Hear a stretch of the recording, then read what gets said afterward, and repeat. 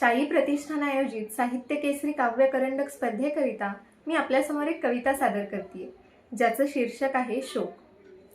शोक असतो 4 क्षणांचा, नंतर तो संपूर्ण जातो. दुःख राहिले फक्त अंतरी, एवढे तो सांगून जातो. शोक असतो 4 क्षणांचा, नंतर तो संपूर्ण जातो. दुःख राहिले फक्त अंतरी, एवढे तो सांगून जातो. जीवन काही थांबत नाही, शाश्वत सत्य मांडून जातो.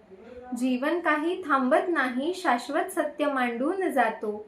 स्तब्ध असलेल्या रहाट गाड्याला पुन्हा नवी दिशा देऊन जातो. शोक असतो 4 क्षणांचा.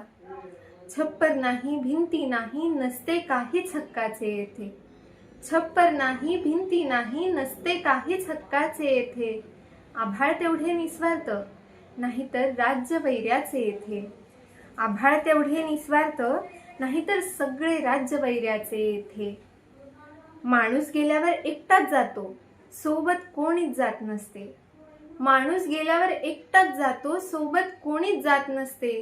कितीही जवळचा असला तरी देह जळेपर्यंत कोणी थांबत नसते.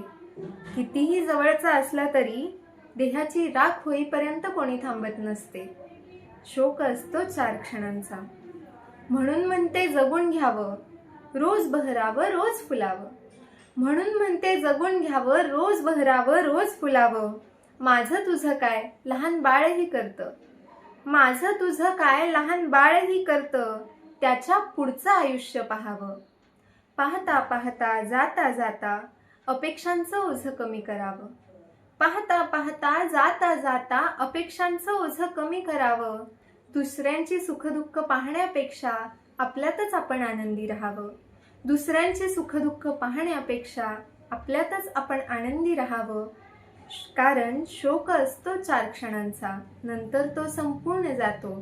दुःख राहिले फक्त अंतरी, एवढे तो सांगून जातो. धन्यवाद.